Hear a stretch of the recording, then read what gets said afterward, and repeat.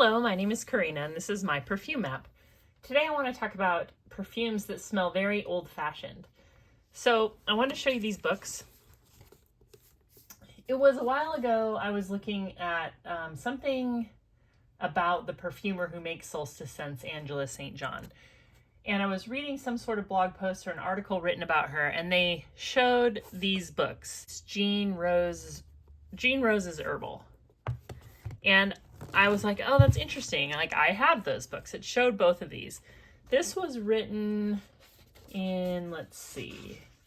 This first one was written in 1976. And this is actually the second copy I've owned because I gave this away a while ago.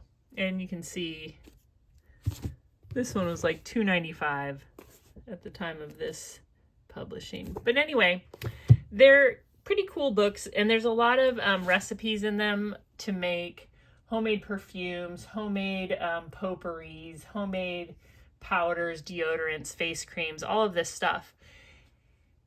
And the more I wear Solstice Scents perfumes, the more I notice, like, she's more of kind of like an old-fashioned perfumer than, you know, a lot of the indie perfumes these days will have kind of like this cyberpunk vibe, like a very modern kind of, they'll be throwing in stuff like plastic and all these things. And I think Solstice Scents does that to a certain extent, but I've been wearing my Solstice Scents fragrances lately, and so it just got me thinking about old-fashioned perfumes. And I'm not talking vintage like 60s, 70s, I'm talking like really old, you know, maybe even ancient. So I just wanted to talk about some perfumes that kind of have that vibe of an old-fashioned fragrance. And I'm going to try not to spray these books with perfume. So the first one I want to show is Cowboy Grass by DS and Durga. Again, this was given to me by a viewer, super nice. And it's a perfume that I had tested buying like little sample on Scent Split. And yeah, this is absolutely an old-fashioned smelling perfume to me. When I first tried it, I thought, this smells like somebody playing with essential oils. And then I saw an article, I'm forgetting his name, but I'll put it on the screen, the DS of DS and Durga.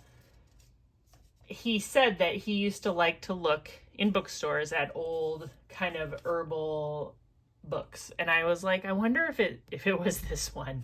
But anyway, this has American sagebrush, flowering white thyme, and prairie switchgrass, which I think could be vetiver, from the wild western territories. So both vetiver and thyme and sage are all very old-fashioned perfume ingredients that if you look up some of the oldest perfumes, you'll see those notes. And this one is just that. It's very simple. It smells old-fashioned. I really, really like it. It's sometimes I like perfumes that smell very natural, and that's one of them.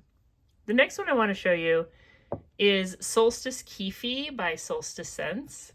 Kefi is an ancient Egyptian incense, and there's a couple indie perfume houses that make a Kefi scent.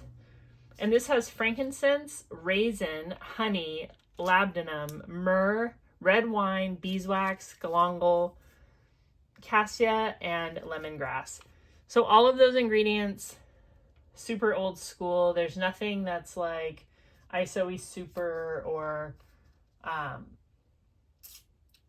even like Hedione, like a modern jasmine. This is just old school incense with fruit. You can smell raisin. You can smell beeswax. This is really, really pretty. And if you wanted to try like an old fashion smelling perfume, Solstice Kyphi, really good. Another one is Sirocco, I think is how you pronounce it. And I've been wearing this one lately, and I really, really like it. I've liked it since the beginning. This one has sandalwood, saffron threads, hot baked earth, myrrh, spices, oud, and jasmine. So many old fashioned notes in there. And I just love this one. When you first put it on, it smells like hot clay. But the dry down, you get much more like sweet spices and myrrh. It's a very good myrrh perfume. And that is one of the oldest perfume ingredients that you'll find when you look up very old-fashioned perfumes. So I'm going to get this in an EDP spray at some point. I really, really like it. Solstice Scents just, I think that's their, like when I think about the fragrances from them that I like, I think like the old-fashioned, old perfume formula type of fragrances for them are probably my favorite. The next one I've shown it a lot, Tea Rose. And I think this one is finally going up in price because I looked on eBay and I didn't find too many of the 4 ounce anymore. I know I only paid $11 for this a couple years ago. And I mentioned before, it was a perfume that I wore in high school. I used to get it from the drugstore. Oh, so good. But rose is one of the oldest perfume ingredients. If you look at anything that was made, that they thought to make people smell beautiful or perfumed, rose is it. And this is just a rose perfume. It smells like the whole rose bush. You smell green. It's like a very sweet rose that's almost there's almost like a slight petrichor smell in there. And the ancient Greeks used rose to make perfume.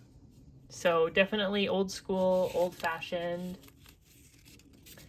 The next one I wanted to talk about is Bal Oud Amethyst. And this is a rose oud scent. And it has some amber and vanilla. But I was looking up the combination of rose and oud. And that is like a very classic, old school Arabic perfume combination.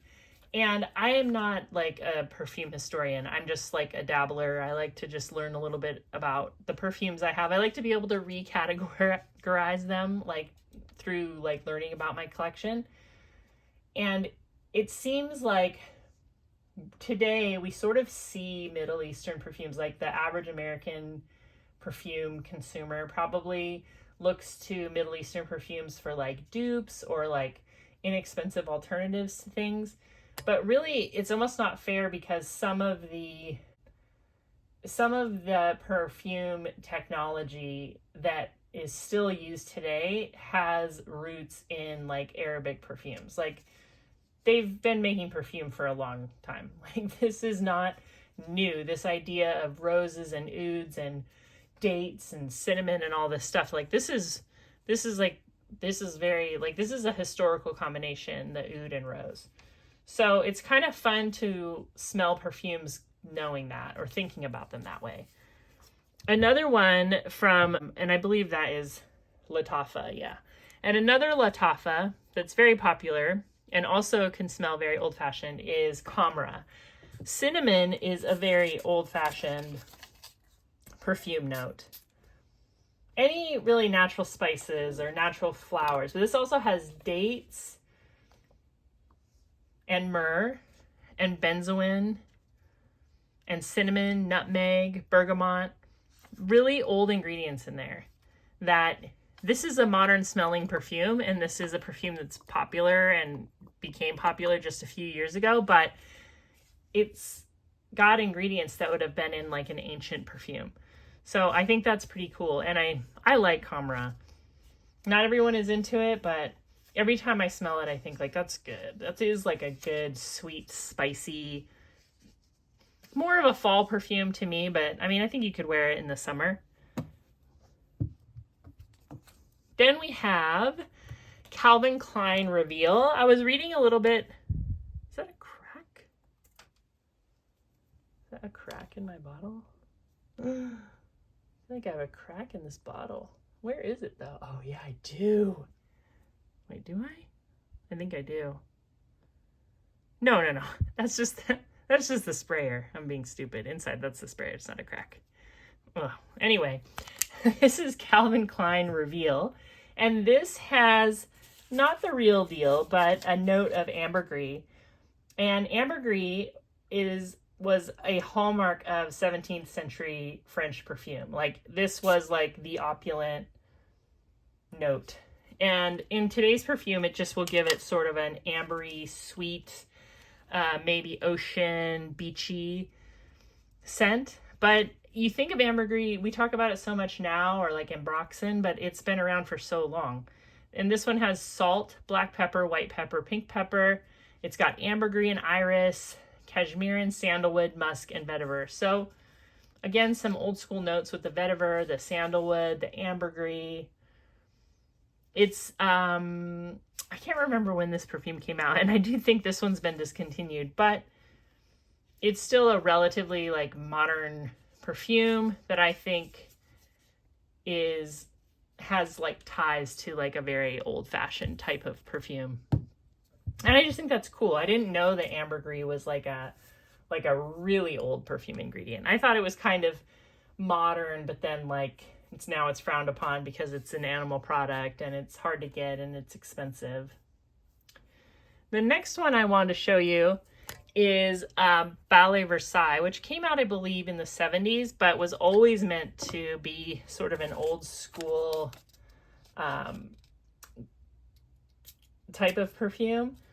And what really makes it smell old school, I think, is just that civet. There's a lot of rose, orange blossom, rosemary, neroli, citruses, lemon, sandalwood, orris root, vetiver, civet, resins, amber, vanilla, musk, cedar. And civet, which is really what I feel like this perfume is highlighting, it's really kind of a musky, civety smelling fragrance, even though there is no civet in it. This was really popular in 17th century perfumery, in ancient Indian attars, and during the Victorian era to add like a skin-like quality. So this is a very old school smelling perfume, but you can still get it today. And I love wearing this on Thanksgiving. I don't know why, but every Thanksgiving, this is what I wear. And I think it's so pretty. It's really, what I like about it is it's like a musky fragrance that isn't sweet at all. A lot of modern musky fragrances are almost like gummy bear sweet. And this doesn't have this. It gets sweet as you wear it, but it's like a warm ambery sweet. But the initial spray almost smells like a leather, it's like a leathery skin kind of sandalwoody scent. It's really good. It's very pretty. And I think it's around $60 now for a bottle. And then here's two Bath & Body Works fragrances that have pomegranate in them. And I read that pomegranate was used in a perfume created for Julius Caesar. So, you know, pomegranates have been around for a long time. It's funny because I don't remember people eating them until like the 90s, because they grew everywhere where I lived in Northern California. We had pomegranates growing in our backyard. And actually the elementary school I had like ornamental pomegranate trees all over the school. And we used to pick them and like throw them at each other. And we also used to pick them and like slam them on the ground and break them open and really just look at the seeds. And occasionally like we would eat the seeds, but we all thought they were just like super tart. And, you know, they had like a lot of seeds. So we weren't that into them. But now they're kind of like a luxury fruit. And one of my kids loves pomegranates. They love to buy like the tubs of just the seeds. But yeah, Fairytale from Bath & Body Works is a really pretty pomegranate perfume. I think some people forget that it has a pomegranate note because so many people compare that one to YSL Libra. And the last pomegranate perfume, and the last perfume I'm going to show you, is this Forever Red by Bath & Body Works. And this one has pomegranate, vanilla, peony, rum, and oak. And this is much more musky, much more it's almost creamy smelling. I've heard people compare it to like a licorice smell. Very pretty. I do smell rum. But it's a nice fruity pomegranate. It kind of reminds me of like a lipstick smell, like a yeah, like almost like a cherry chapstick smell. You know, cherry chapstick was cherry, but it wasn't like cherry. It was just kind of like lightly kind of cherry vanilla. It's really good. So anyway, I've just been thinking a lot about old-fashioned perfumes. Do you have any perfumes that you think smell old-fashioned? Do you like the idea of kind of maybe a more natural old-fashioned perfume, even if like perfumes like that are hard to get or they don't have the lasting power that we look for today? Do you have some in your collection that you can kind of like cosplay ancient perfume making, wearing with, you know, let me know in the comments what you have or what you think about any of these, and I will talk to you real soon. Subscribe.